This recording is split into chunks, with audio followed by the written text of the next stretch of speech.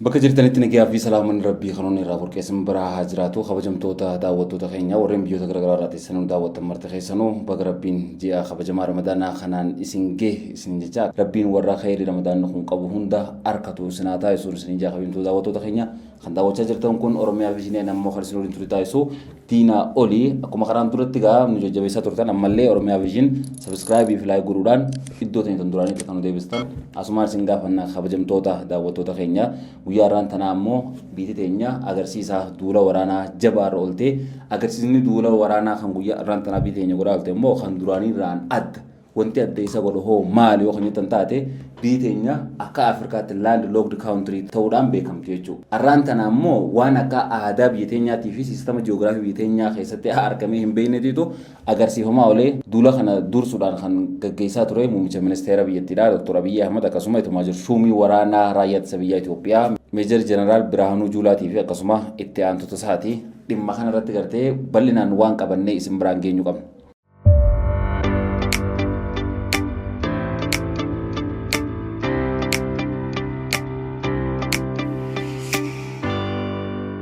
Odeeffannoon jabduu biraatan guyyaa irraan tanaa isin biraan gahuudhaaf qabanne ajajoonni humna waraanaa Tigraay duraanii sadii sababa wal dhabdee naannichatti deemaa jiruuf baqatanii Finfinnee seenan. Ajajoonni waraanaa Tigraay duraanii sadii torbaan kana keessa naannoo Tigraay gadhiisuudhaan Finfinnee galuu isaanii addis standardi gabaasetti jira. Akkuma gartee gabaasa guyyaa kaleessaa irratti bal'inaan isin biraan gahee duratti raayyaa ittisa biyyaa Itoophiyaadha kan duraan Itoophiyaa kutaalee adda addaa naannoowwan adda addaa keessatti faca'ee gartee taa'aa ture amma immoo bakka takkaa walitti guuramee gara naannoo Tigraayitti imalaa jiraachuu isaati jechuun kan gabaafamaa jiru.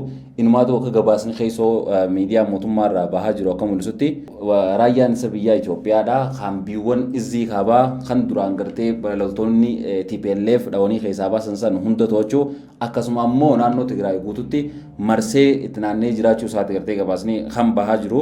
Gama Eertiraatiin illee gartee sodaan nageenyaa guddaatu dhagayamaa jira. Wantoota kanneenii fi dhimmoota biroo irratti bal'inaan isin biraan gahuudhaaf waan qopheeffannee qabna hanga xumuraatti nu hordofuun dagatinaa kun Oromiyaa Viijin.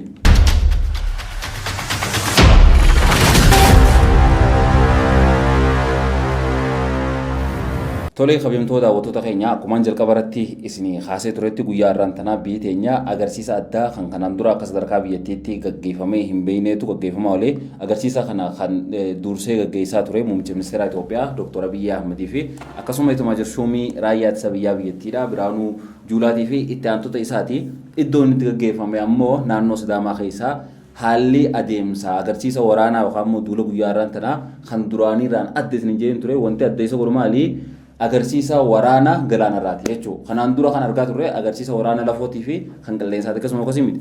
Biyyi teenya sababa land locked country yookaan ammoo biyya karra galaanaa hin qabne taateef agarsiisa humna galaanaa yeroo hedduu qabaachaa turte hin turre kaateeroo ammaan tana ammoo abdiin biyyi teenya karra galaanaa harkachuudhaaf qabdu haalaan dabalaa waan deemaa jiruu fi biyyi teenya humna waraana isii kan qilleensaatiif kan lafootti dabaltee ammoo humna waraana galaanaatis leenjistee gartee agarsiisaaf dhiyeessiteeti jirti jechuudha. Kun hangamta akka biyyi teenya gama waraanaatiin if dandeessee jirtuu fi hangamta akka isin jabduu taate agarsiisa. Duula guyyaa irraan tanaa agarsiifamaa oole keessatti gaa akkuma agarsiisa lafoo kanaan duraatti yeroo gartee hidhattoonni xayyaaraa irraa paaraashuutiin bu'anii fi akkasuma bu'aa bahiiwwan adda addaa agarsiisaa oolaniitu jiran jechuudha. Viidiyoon gama miidiyaalee mootummaa biyyattiitiin qoodamaa jiran akka mul'isutti yeroo humnoonni waraanaa dooniidhaan galaana yookaan ammoo bishaan gubbaarra akkuma agarsiisa lafoo sanitti gamaa gamana deddeebisanii taphatan agarsiisa.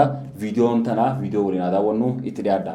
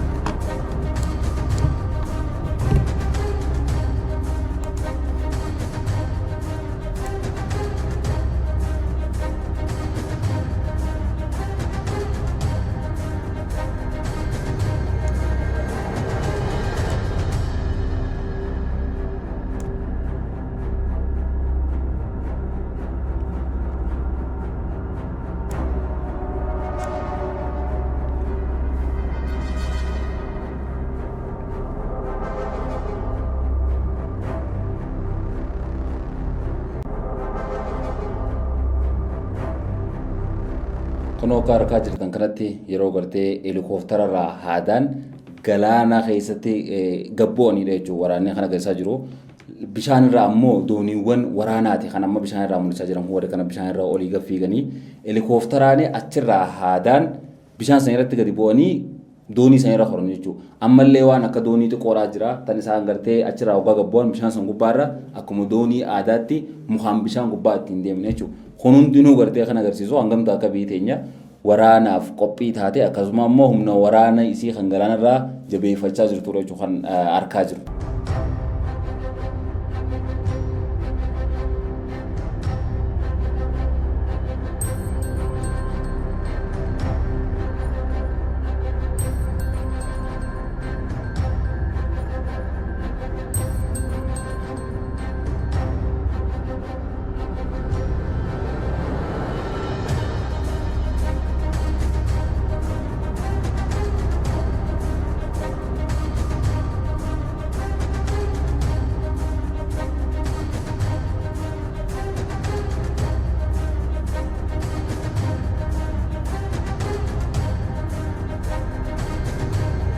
Kun immoo yeroo xayyaaraa irraa paaraashuutiin bu'an nama immoo wanti kanatti bilbil jettee kana xayyaaraa keessaa qaxaroo jirtuun nama laa shamshaan qilleensa irratti sana kaa'ee jirtuun nama taa kana gaffatee jirtu kun otullaa qilleensa irratti teessuun nama jechuudha waraana eessarra buudeemanii akka duraan lafarratti biti ka buudeeman bahaara walakkatti jechuudha kan buudeeman harkaa akkasumas laalaal bahaara walakkatti dhabdhab jaaniitee bishaan san daakan jechuudha. Laalamee sirriitti kun oolaa agartanii kunoo laal kunoo bishaan keessatti bubu'an isin jenne laa kunoo bishaan keessatti bubu'anii jiran jechuudha kunoo akkasitti taphee akkana bahaara gubbatti jechuudha agarsiisni guyyaa irraan tanaa kan agarsiifamaa oole. Waan karra galaanaa dhabuun biyya teenya gooti namni hubate gartee yeroo humni waraana biyya teenyaa akkanatti karaa lafaaf qilleensaa qofaan osoo hin ta'in karaa galaanaatiin illee cimtee biyya teenya mul'attu gammachuu guddaatu namatti dhaga'ama. Biyya jabduu qabaachuun dhaloota fuulduraatiif illee haalaan murteessaadha. Ameerikaan addunyaa wanti kanatti isiin raasaa jirtuuni qabeenya qofa osoo hin ta'in waraana jabaa qabaachuudhaan. Yoo waraana jabaa qabaatte ni kabajamtaa jiru. Waraanni jabaan Jawaariifis Marroofis Abiyyiifis haalaan barbaachisa. Biyya tana keessatti wanti Abiyyiin ammaan tana hojjechaa jiru kun Abiyyi qofaaf miti kan isin fayyaddu. Hegeree biyyaatiif fayyaddi. Akkuma inni Abbaay yoo Abiyyiin aangoo irraa bu'ees gartee dhalootaaf faayidaa oolchuu waraana jabaa biyyattiidhaaf jaaruulleen akkasumatti hegeree biyyattiitiif haalaan barbaachisaadha. Qaamonni siyaasaa adda addaa yeroo ammaan tana gartee sababa siyaasaatiif jecha wal dhiibuun ni jirti, wal dura dhaabbannaan ni jirti. Wantoonni kana ammoo waan nama gammachiisaati. Biyyi teenya kana jabaatee mul'achuun akka isiin Jabuutiidhaa fi Eertiraadhaan hin daffaramne taasisa. Biyyoonni xiqqoon kun hundi daffaranii jechuudha waraana jabaan qaban. Isinillee Ameerikaan leengaddaa aduu guyyaan Venezuelaa pirezidaantii isii dhayitee bakka inni rafu isaaf jaartii waliin fuutee kun amma biyya isii keessatti hidhatee taa'u jirtiin. San kagooteen maaliin? Humna waraanaa jabaa qabaachuun hangas takka kabajaas ta'u raachuu erga pirezidaantiin biyyattii kan Venezuelaa san fuudhamee gartee Ameerikaatti hidhamee booda mi'a addunyaan maal fidde waa takka bu'aan xiqqoon takka tan addunyaan fidde numaa hun jirtu jijjiiramne san hunda kagooteen Ameerikaan cimina humna waraanaa gahaa qabaachuu isiitiin jechuudha. Biyyi teenya humna waraanaa silaa sadarkaa amma qabdu kanatti gartee duraan bara wayyaanee san keessa qabaachaa turte hanga doorraa duraatti karra galaanaa dhabdee akkanatti gidiraa meeqa hin agartu jechuudha. Qaalumsi jireenyaa kan akkanatti Itoophiyaa waxalaa jiru kun takkaffaa maddii isaa guddaan karra galaanaa dhabuu qotaatti ni beektanii. Karra galaanaa dhabuu bu'aan isiin gartee Itoophiyaadhaaf buuftee yoo jiraatte Jabuutii biyya silaa aanaa takka hin geenye aanaa xiqqaa takka biyya hin geenye akka Itoophiyaatti biyya gootee jiraachaa jirti. Kan jiraachaa jiru baay'ata Itoophiyaan isiidhaa qabatu jechuudha. Agartanii biyya Jabuutii jedhamtu sana sababa karra galaanaa hin qabne jecha Itoophiyaan qabeenya guddaa sana irratti dhangalaastee karra galaana sanitti fayyadamtee Jabuutii biyya Jabuutii taatee akka addunyaatti maqaan sii galmaa jechuudha. Akkas ta'uu hubattanii jiran. Waan gartee Jabuutiidhaan gabbarru saniitiitu nuuf hafa takkaffaa.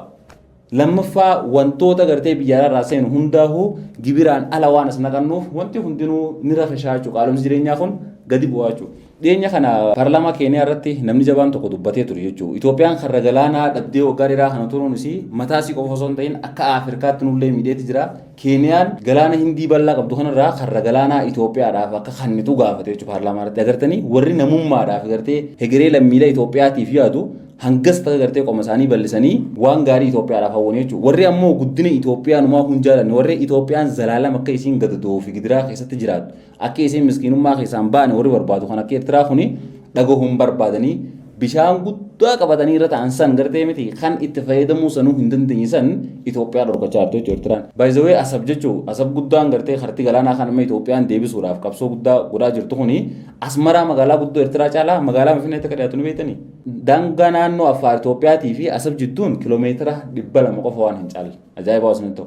Lafa hanga kanarratti gartee Itoophiyaan osoo harka galaanaa dhiyaattee jirtuuti Eertiraan qorqoddee diddee gartee Itoophiyaan akka umrii isii guutuu gadadoodhaan jiraattuuf harratti cufaa jirti jechuudha. Kana ammoo deeffachuudhaaf olaantummaa fi kabachiisuudhaaf akkuma Itoophiyaan gartee xiyyaa akkuma Ameerikaan gartee pirezidaantii Venezuelaa gurra micciirtee halkan gurraachisaaf ijaartee waliin fuutsanitti Itoophiyaanis adaba namatti go'isuudhaaf humna waraanaa jabaa qabaachuun dirqamaa jechuudha. Sadarkaa kanatti gartee biyyi teenya humna waraanaa qilleensaa torbaatii tana keessa gartee geessitee turte Raashiyaadhaa fi Dubaayii fi biyyoota gurguddaa addunyaa wajjin wal ta'uudhaan jechuudha.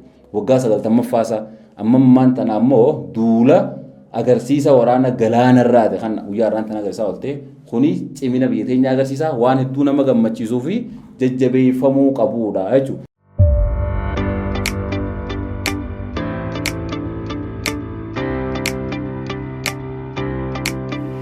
Tola gaatti aansuudhaan gabaasni isin biraan gahuudhaaf qabannee ajoonni humnoota Tigraay duraanii sadii sababa wal dhabdee naannichatti deemaa jiruuf baqatanii magaalaa Finfinnee galan. Ajoonni waraanaa Tigraay duraanii sadii torbaan kana keessa naannoo Tigraay gaddisuudhaan Finfinnee galuu isaanii Addis Istaandard mirkaneessee jira. Qondaaltonni kunneen Birgaadir Jeneraal Guush Gabree, Birgaadir Jeneraal Kabbadaa Fiqaaduutii fi Koloneel Nugusee Walda Gabreel fa'aadha. Isaan kunneen waraana Tigraay keessatti waggoota 2 fi sanii oliif deemaa ture keessatti warreen iddoo olaanaa qabanidha. Ta'us waliigalteen Piriitooriyaa mallatteeffamuudhaan tasgabbiin argamu mul'ate as turtii waggaa 3tiin boodas walitti gaarreeffannaa mootummaa federaalaatii fi aangoota Tigraay jidduutti eegaluu isaatiin wal qabate akkasumas yeroo waraanni Suudaaniin naannicha keessatti leenji'aa jiraachuu gabaasni jawabaa jiru keessatti baqachuun Finfinnee seenan. Kanaan wal qabatee Jeneraal Guushaan akka himanitti jimmata kaleessaa isaan sadanuu roobii dabree magaalaa guddoo biyyattii Finfinnee galuu himaniit jiru. Jeneraalli kun akkas jechuudhaan taatee isaan qunname hima. Jireenya keenya jiraachuu hin dandeenye nu basaasuu nu hordofuu jiraachuufis rakkanneeti jirra ja'an. Kanaaf gara magaalaa Finfinnee dhufne jechuudhaan dubbate. Haala isaan itti ba'anii fi karooraa Finfinnee keessatti qaban yoo gaafataman Jeneraal Guushaan ajoota lamaan hafanii waliin erga mari'anneen booda adeemsatti aanu kan beeksinu ta'a jechuun ibsan. Birgaadir ajajaa humna ittisaa Tigraay 15 ta'uudhaan kan tajaajilaa turan Jeneraal Guush walakkeessa baatii ammajjii bara 2026 biiroo dhimma nageenyaa Tigraayin to'annoo jala oolaniiti jiru. Tarkaanfiin kun caasaa waraanaa keessatti naamusaa fi itti gaafatamummaa kabachiisuuf kan yaadame ta'uu ibsuun namni dhuunfaa kamiyyuu seeraa ol akka hin taane mirkaneessee jira. Akkasumas sababa diina waliin tumsuutii fi humna waraanaa diiguu jaamuunis kan himatamedha. Rakkoon kun kan dhalatee ammajjii bara 2025 keessa yeroo ijoonni kunneen walgahii hoggansa waraanaa dhiisanii bahan kunis qoodinsa paartii TPLF keessatti uumamee wal qabatee bulchiinsa yeroo Tigraay diiguudhaaf yaada dhiyaatee mormuu isaaniitiin ture. Erga hidhamaniin booda Jeneraal Guush mana murtii jalqabaa humnoota nageenyaa Tigraay duratti kan dhiyaatan yoo ta'u abbootiin alangaa dhimma isaanii qulqulleessuuf yeroo dabalataa akka kennamuuf gaafatanii turan. Haaluma kanaan gurraandhalaa 2 bara 2026 keessa wabii qarshii 60,000 kan hiikame yoo ta'u manni murtii waraanaa garuu akka inni maqalee gadhiisee hin baane dhorkaa irra kaa'ee ture.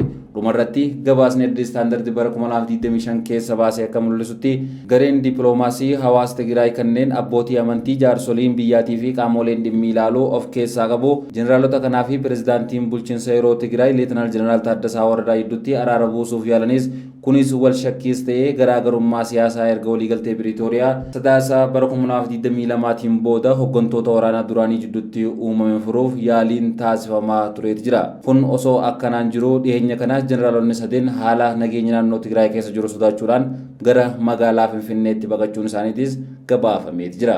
Gabaasni bal'aan guyyaa irraan tanaa isin biraan gahuudhaaf Oromiyaa Viijin qabatee kanaan gammaatti daawwachaa turtan kana fakkaata. Warreen chaanaalaa Afaaree taatan sabiskiraayib godhuun viidiyoon immoo namoota hedduu bira kana qabduuf laayikii fi sheer godhuu hin dagatinaa. Nagee rabbii keessanaa jiraadhaa. Ramadaan gaarii.